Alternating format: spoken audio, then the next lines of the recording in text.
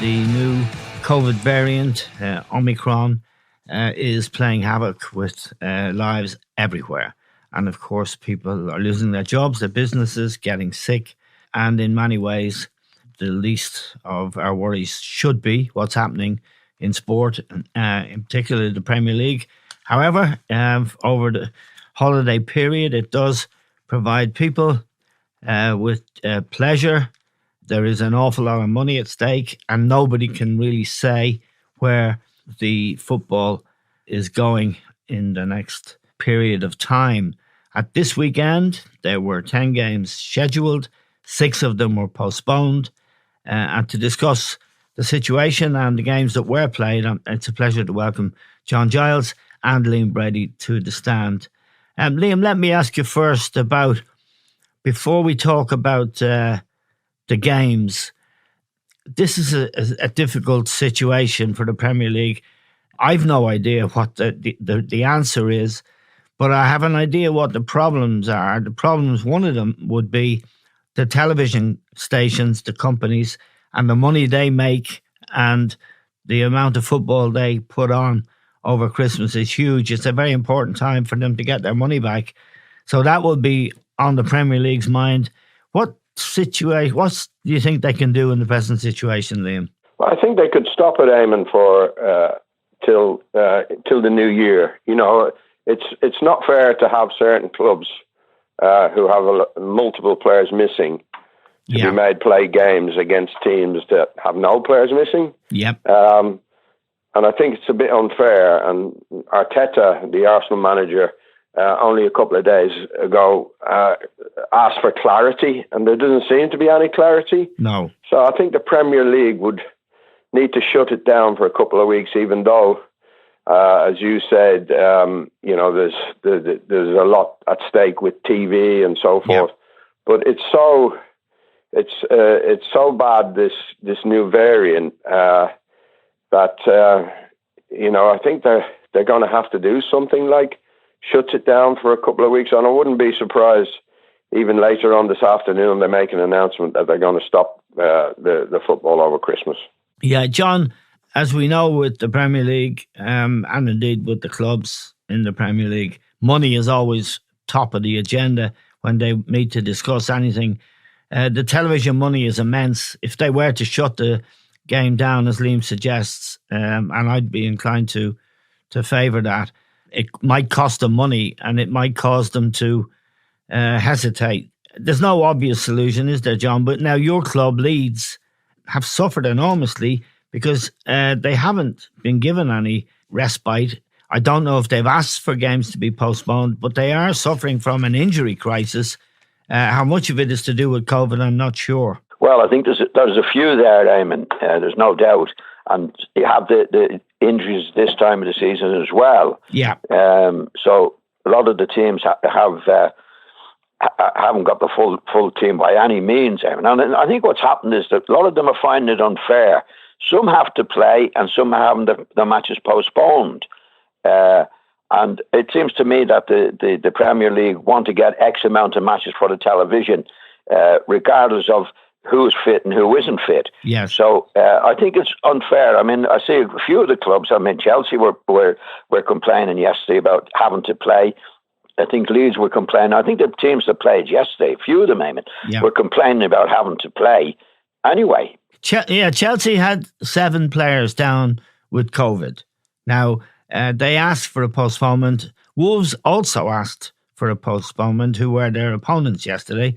And the Premier League said no. On the other hand, 6 of the games on Saturday, they said yes, including Manchester United, who apparently have 20 players affected by COVID, either as having caught the disease or as close contacts. Yeah, well, they seem to be trying to please the television people, Eamon, by getting the games on. You know, as you said early on, there's a lot of money involved in this particular situation that the television people want to get their games played, and I think it's unfair on the clubs that have to play, and I think it's unfair on the Premier League if necessary. I think I would certainly agree with you and Liam that they have to postpone the games for a couple of weeks at least, because it's not going to get any better.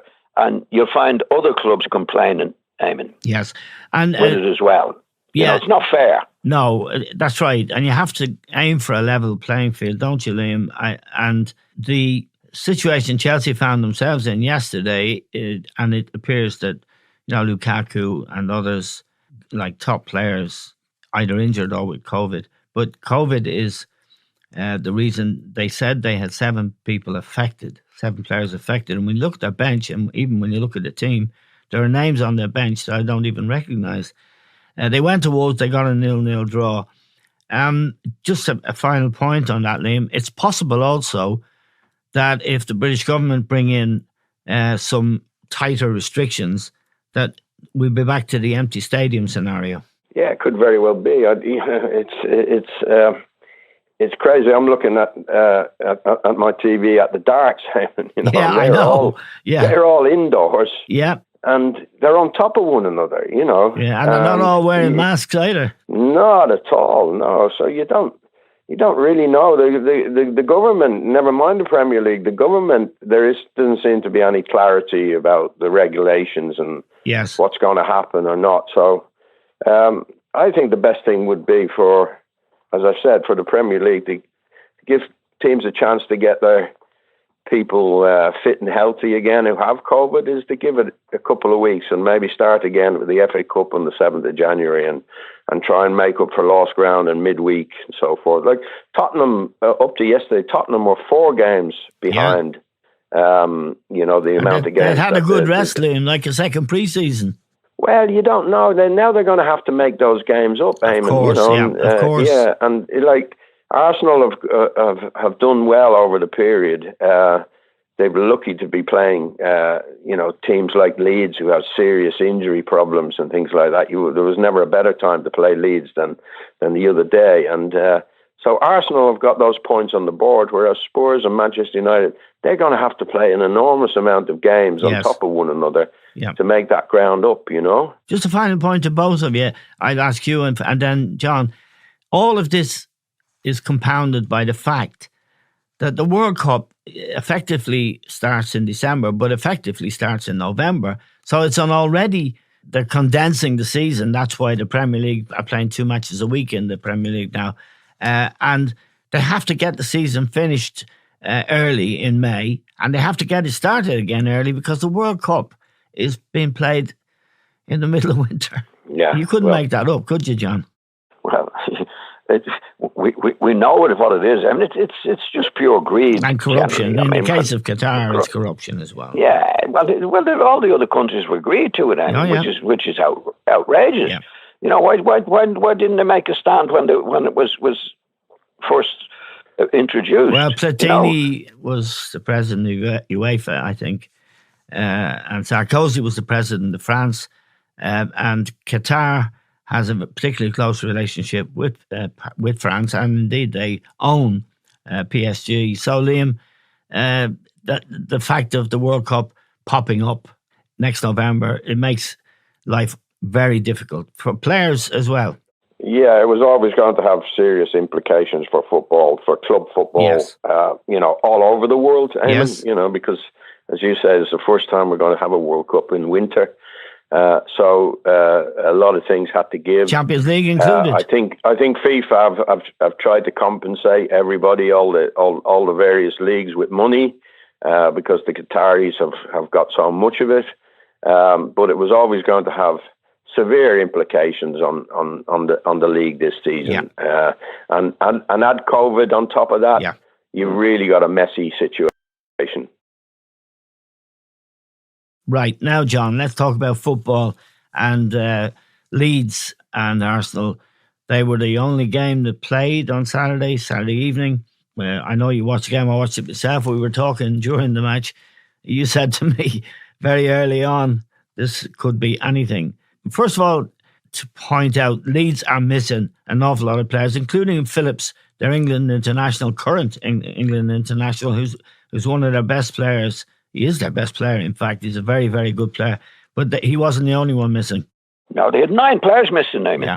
Yeah. Either through injury or the virus. So they don't have a big panel anyway. No.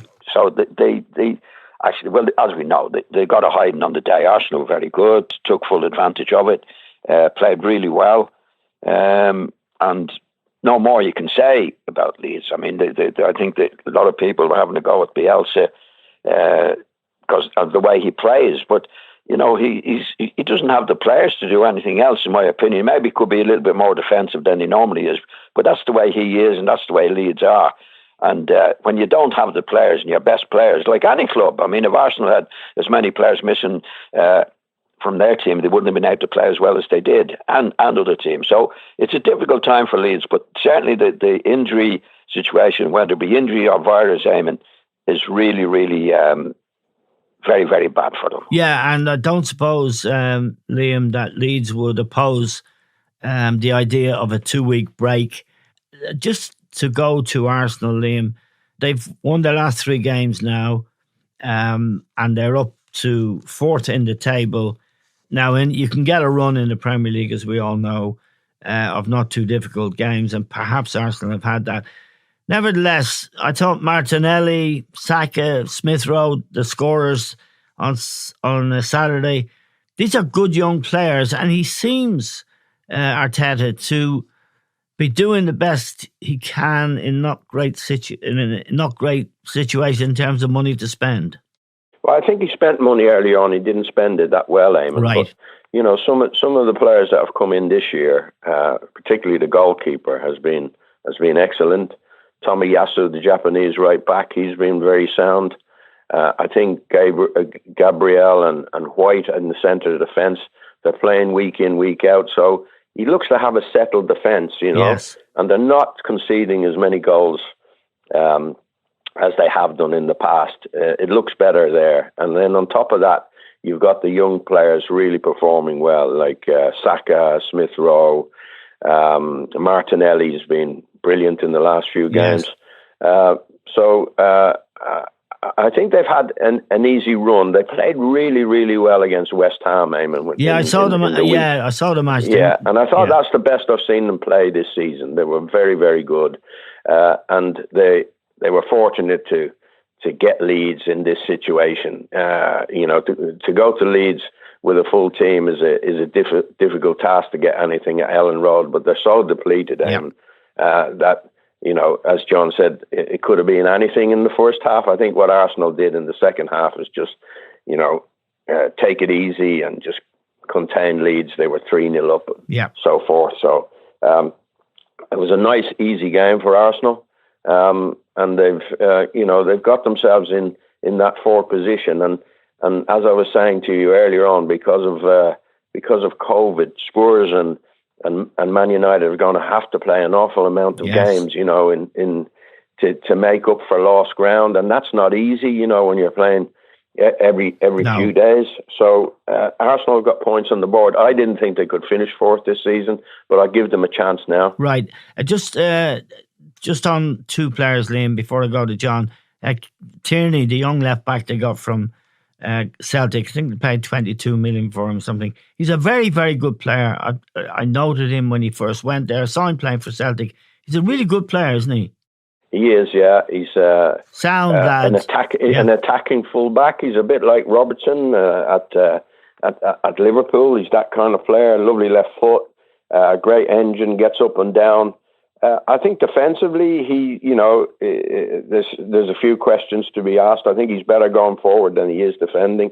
But even, you know, in the games that we lost at Liverpool, he didn't play Tierney. He played Tavares, and I thought that was a mistake. You know, Tavares playing at Anfield just got lost. You know, I think Tierney, having played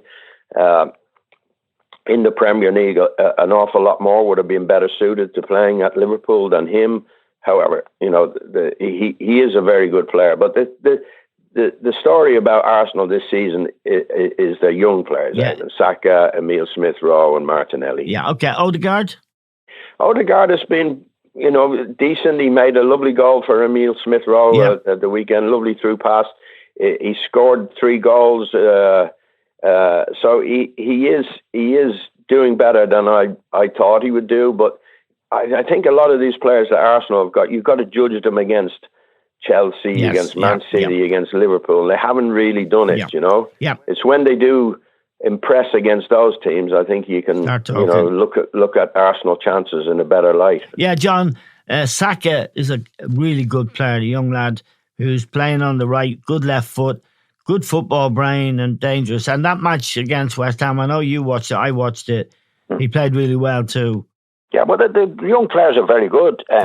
You know, they need a couple of older players to bring him along and help him at this particular stage. And, you know, I think the situation with Aubameyang has knocked him back as a player who should be an experienced player, dragging him along with Xhaka. I mean, Xhaka's still there. He is what he is.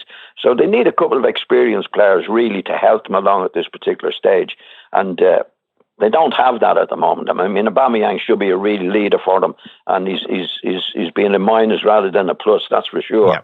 But the young players are really, really good, and if they got a couple of experienced players in there just to help them along, it would be ideal for Arsenal.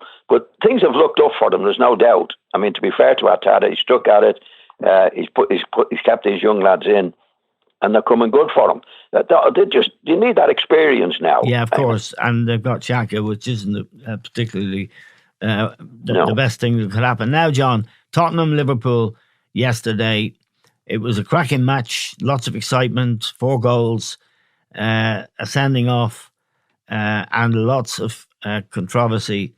I'd start, we were talking during the match, and you said to me, and you were right, you could see the imprint of Antonio Conte, their new coach. He's been there 6 weeks or so. And this was not the Tottenham we're used to. This was a team with a shape, with intensity in their challenges, with attitude, I suppose personified by Harry Kane's tackle on Robertson early on. But they looked like a football team, John, and they looked like they want to play. Oh, yeah, it's got a manager now. Yeah. You know, you can see it. Like, I mean, they've only played a few matches, and I think they'll get stronger and stronger as he's there. You know, you can see it in them. Yeah. An honesty of effort, having a go, everybody having a go. You know, that's what great managers do. Yeah. And that's in a short space of time as well. Yeah. I mean, and they can only get better and better. And if he can add to it and is given the resources that he wants and the players that he wants, can only get better. You can see it in them straight away. This is not the Spurs of 5 or 6 weeks ago. No. This is a new Spurs with the new manager in. There's no doubt about that. Yeah, and Liam, one of the things he is said to have told Harry Kane is, don't come so deep, as Harry Kane was prone to do. I want you playing up front. And the other thing that's significant, he's given Dele Alli, he started yesterday. Now, he's had more chances than anybody and hasn't really taken them. But he is, as you know him from Italy, he is a real top coach, isn't he? Yes, he is, yeah, and he's very demanding as well, and I think the Spurs players have bought into it. Yeah. They actually look a bit leaner to me. I mean, you know, I thought Harry Kane's lost a bit of weight, to be quite honest. So I think he's worked them hard, and he's probably getting them to eat better things, so they lose weight, they look sharper. But I have to say, you know, Liverpool without Van Dijk, they really do look shaky when he's not around, you know, defensively. Yes, playing that high line. Spurs had half a dozen really good chances, didn't they? You know, he's such an influential player, Van Dijk, and they really do miss him when he's not there. Yeah, let me ask you about the incidents. First of all, the Kane tackle on Robertson in the first half. My own opinion was that someone other than Harry Kane might have been sent off, but he doesn't have a bad reputation. It's a good reputation in the game. If Robertson's leg had been planted on the ground, that was a very dangerous tackle. Oh, absolutely, yeah. I thought it was a red card, to be quite honest. I thought he was late and he was over the top. He was high. Yeah, and studs were showing. Yeah, and, you know, there's very little difference between that and Robertson sending off, you know. So I think quite a few decisions that people looking at the camera have to make with VAR. They've baffled me, to be quite honest. You know, I thought that was. I thought Harry Kane's tackle was a red card. Yeah, John, We were talking when that happened. I kind of understood that reputation comes into it, and it's very rare that you see Harry Kane do something like that. But Liam's made the point there, and maybe if we go to Robertson sending off when he had a go at Spurs right back, it's Emerson. I thought he had to go because he would have cleaved his head off. What did you think of both of those? I think the two of them should have gone. Right. I think in Harry Kane's case, he got the benefit of the doubt because it was a dangerous tackle, but if you see a player with a bad reputation, yes, you know he's gone for the player. Yes. You know what I mean? Yeah. I think in Harry Kane's case, it was a dangerous tackle, but it was out of character for him. I don't think he had any intention of hurting Robertson. No. Yeah. You know what I mean? Yeah. But it was a dangerous tackle. No, I mean, whether he meant it or whether he didn't mean it to do it, it was a sending off, in my opinion, because if Robertson's leg had stayed on the ground, he was a goner. Yeah, he was absolutely. I'd say it was a dangerous tackle. Robertson just definitely kicked the guy. I mean, there was no, and he has a bit of. He could have decapitated him. Yeah, and he has a reputation for it. I mean, it's not unusual for Robertson to be doing something like that. But I thought that I thought there were 2 red cards on the day. Right, and just Liam, the Jota incident where he was pushed in the box, I thought that was a stone cold penalty, I must say. Yeah, that's what I'm saying. You know, there was a lot of things that baffled me with VAR over the weekend. You know, again, you're relying on human beings to make the call, Eamon. You know, sometimes the pictures don't actually, they leave you with a decision to make. It's not always clear cut. But I wouldn't have, I would have given a penalty there as well. So they got a few things wrong, in my opinion, over the weekend. But it was a great game, but I do think that Van Dijk has such an influence on that defence. Huge. They need to get him back quickly. Now, Liam, Wolves and Chelsea 0-0 draw.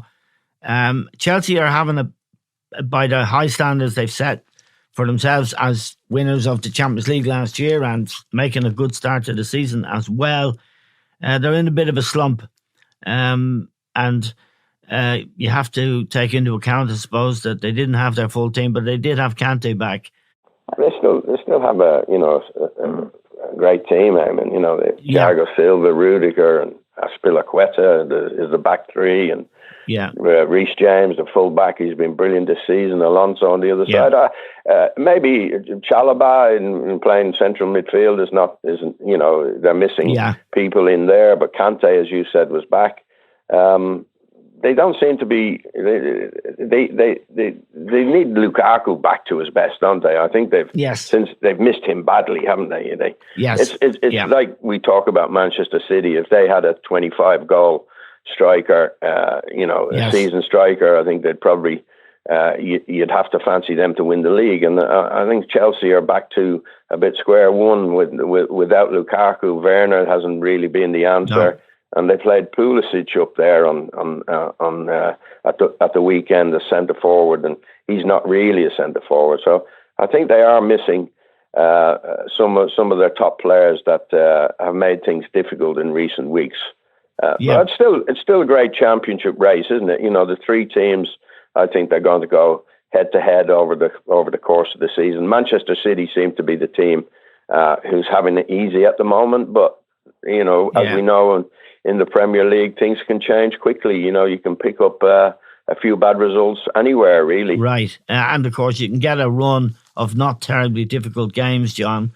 The Manchester City, Newcastle United match, John. Yeah. But maybe before I ask you about that, just your thoughts on Chelsea, and they're beginning to stutter a bit.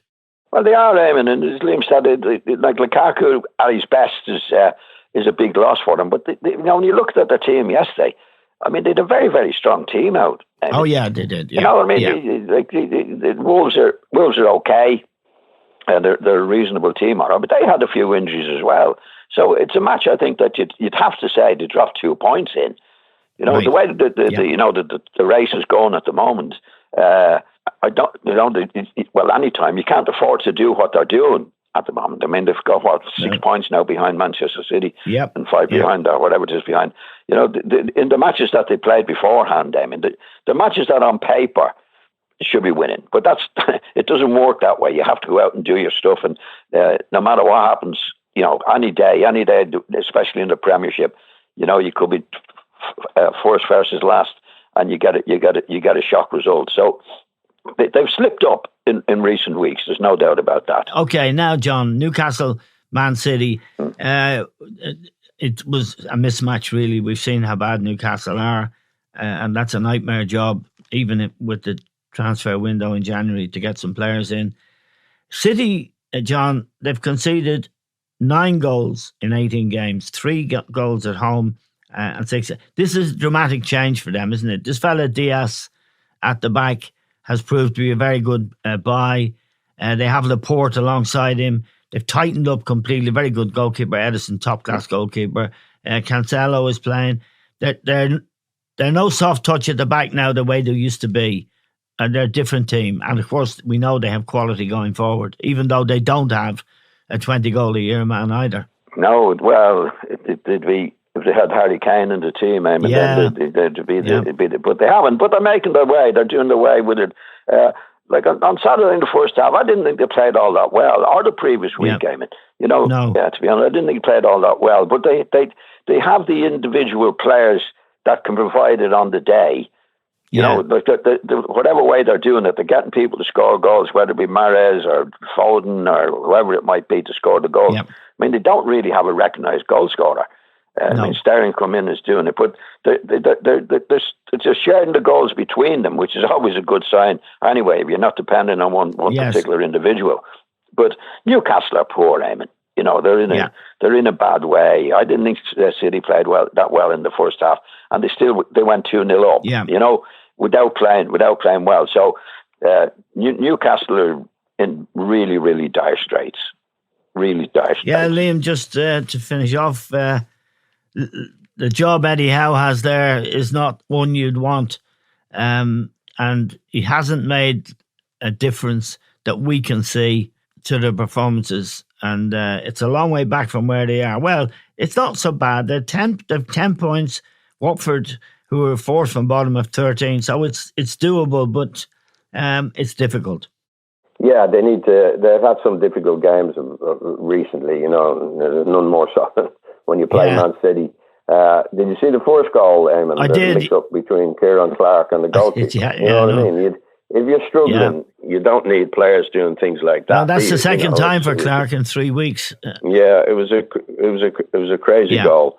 He has his work cut out. I can't see them with the squad of players they've got. I don't think he'll be able to do too much in the window, Eamon, because you know, the best players don't move in and around that time. And to get people to go to Newcastle, I think they're going to have to pay enormous amounts of money to get the very best players up there in the future. But we shall see. But I think Leeds must be looking behind them and saying, well, if one of these teams down in the bottom 3 put a bit of a run together, they could be in trouble as well. Yeah, and Leeds have played 18 games. Watford and Burnley, Watford 16 games. They have 2 games in hand of Leeds. Burnley have 3 games in hand of Leeds.